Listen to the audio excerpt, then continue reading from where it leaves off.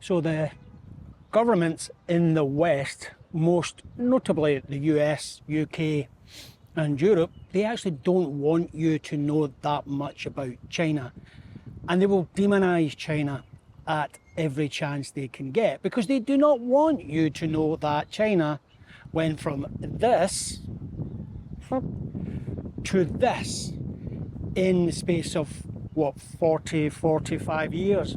Because if you do know the journey that China has been on, very successful journey, then you will ask questions about how the West, UK, Europe, US, went from this to this.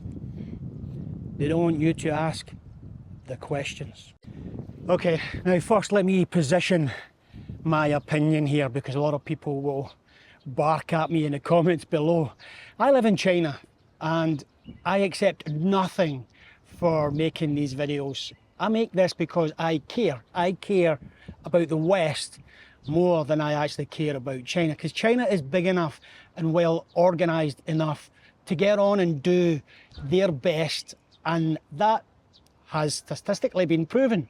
What I care about is the West and how I believe that is set up in a way that keeps you, me, everyone angry and busy, so you don't ask these questions, and that ultimately keeps us all divided as we argue over everything from immigration to gender issues to, well, whatever is the next in thing to debate and argue over. Now, I could be way up high in the clouds looking over the differences in policy, trade or whatever between China and the West. I could go on and talk about my realisation of what's the past 40 years have actually been about, go into that in detail, because I've lived in China and I've had that epiphany of a changed perspective. I now know how the West always needs a scare tactic to keep everyone away from the real domestic issues, asking these questions. When I was younger, when I was a child, it was always about the Cold War. Then after that, as a teenager and onwards, it was about the Middle East, and that played that part of the bogeyman, Gulf Wars, weapons of mass destruction, and hunt for a guy in a cave. For the UK, it was Europe that then became the baddie, and that led, in my opinion, to Brexit. Now it's all about demonising China, and I personally think there is much more to gain from working in a partnership than working against each other. But that would mean sharing the gains of all the wealth. They gotta keep you in fear and loathing so they can salt away the money, taxpayers' money. So I could go off on one about all that, but often, for most people, it comes down to the same thing. How does that affect me? Because most people don't look at the global stuff. They're not interested in the big picture. It comes back to what it's framed about for them. What does it mean for my daily life? So let me share an example which came from the weekend there in my daily life. So it's the weekend. We're chilling at home, but decide to walk out and get some food. We walked along a busy city centre road, one of the busiest roads in Beijing, and it was actually quiet compared to other cities I have been in, because there is a certain calmness in the traffic here in Beijing. It's almost like the drivers support each other to find the best solution instead of fighting for that individual rights of way. So anyway, we walked the streets and we landed at a Korean barbecue place and we ordered food, a lot of food. We had also 3 beers. The food was excellent, and you'll see that in the video as I share it.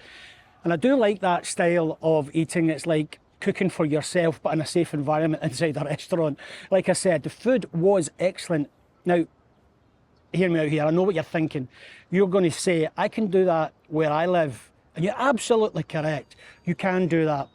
And I think, though, you might pay more for what we paid for what we had. We paid 298 Chinese yuan in total, which is about £31, $42, 42 bucks.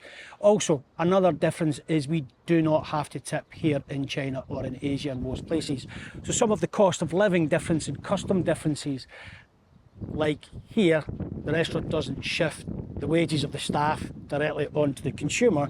These kind of differences really build up to give you a much more enjoyable experience here in China, Asia.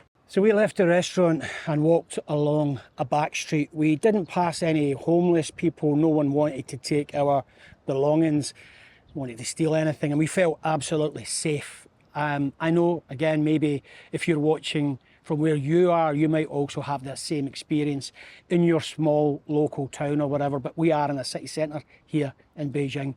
But I'm often speaking, to be fair, in generalisation and degrees of safety, homelessness, etc. Is there homelessness in China? Most likely. Is there crime and drugs, etc.? Most likely. But it is way, way, way lower than what it is in the West. So life in here in China is far safer, in my opinion, than the West. And the statistics back that up. So next we went on into a fully stocked convenience store because we wanted ice cream. And I don't know if you've ever been to Asia, but a great theme of life here is the quality of the convenience store. And this was no exception to that quality. I had about everything you could ever ask for, including hot food, toiletries, even seating area to rest your weary legs. There was no security tagging. Things were on display, openly, easy to pick up and shop. This is what happens in a high trust society. So we paid for our ice cream with our phone app and left. Again, you could probably do that in the West now. There was no person slumped at the front of the door as we left, no one asking for spare change, or a cyclist flying past us and making a grab for our bags or our phones. There was none of that. That whole experience was pleasant, fun, and interesting. And again, as I said many times on this video, you may have had the same experience where you are, where you live. But remember, I am speaking in probabilities and percentages. There is a much less chance of anything bad happening here in China and Beijing than where you might be. And again, statistics back that up.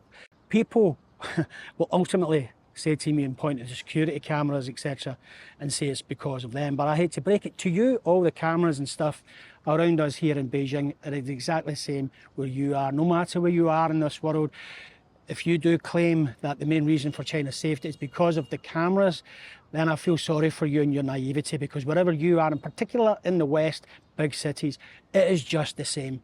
The only difference here is people just respect each other. So we continued along our back street alleyway and walked into our local park. Like all the parks that I've experienced in the many cities I have been to in China, they're clean, safe, and they're full of life. You will see that as I share the video with you. Families having a great time, boats on the water. Actually, back in Glasgow, when I was back in my hometown recently, many of the boating ponds have been closed down because they were considered too costly to run, not realising that all the community investments, things like that, like parks, boating ponds, etc., bring together communities and builds on that respect and safety mindset. They're positive things for the locals. And I know that because I grew up as a child right next to a local park. Back then, it was exactly like what I experienced here in China, minus the dancing grannies, of course.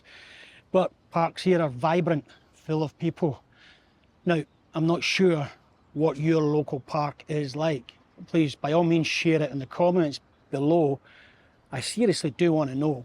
Here in their local park, we can see the dancing grannies, exercising old age pensioners, working on their fitness and health. Some of them are super fit, which is health is always taken very seriously here in China. I see families, fun parks, craft fairs, people feeding ducks, laughter, and high spirits, actually, very positive. I even see food vending machines, even a coffee and tea vending machine in the park. And they take payments from the mobile phone, and they're very, very cheap, like $1 for a coffee, £1 or so. So we walked through the park to walk off all the food that we ate and the ice cream, and we were extremely safe. No one bothered us. We were not bothered by others.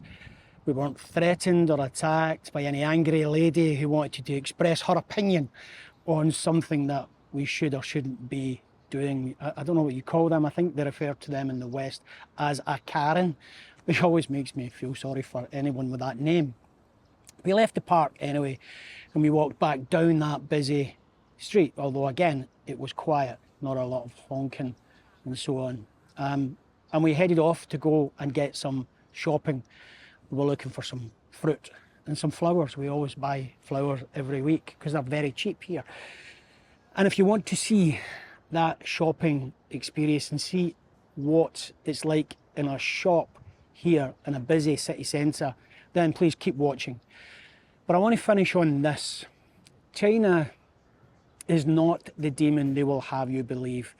Life here in China is very similar to your life where you are. And what people do on a daily basis is the same. They work, shop, eat, sleep and enjoy their family. Most people want that freedom and security that comes as part of everyday life. They do not want to live in fear of one thing or the other. That's the stuff that really bothers me. Anyway, they don't want to live in that fear from each other, fear from their neighbour, the local police officer, or in fear of running to the local shop only to be jaunting through a gauntlet of homeless people, beggars or shoplifters, or even worse, the danger of being shot by a gangbanger. Is that still a term these days? I'm not sure. Anyway, guys doing that there. One thing I really despise about life in China.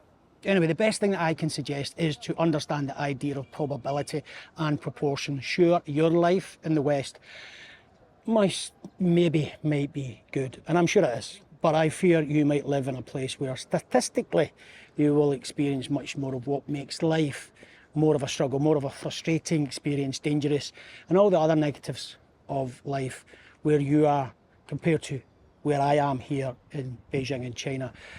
Because, and to point you back to my opening statement, unlike Western governments that are like, in my opinion, highway robbers and should be wearing a mask covered in their corporate sponsorships, the government here is focused on supporting the people, because the government was formed from a recent people's revolution, and revolutions tend to change perspectives. So it's at this point which I would love to, but I don't have the copyright, I would love to play the tune from Les Miserables, but I don't. So I'll bid you farewell, and I will just display the words as you enjoy the experience of shopping in a local supermarket. Watch out for the largest fresh crab I've ever seen, and it's not a cheap crab when you see it in the supermarket. Anyway, this is me, Ian, here in Beijing, saying to you and putting up with the guy, take care, peace out.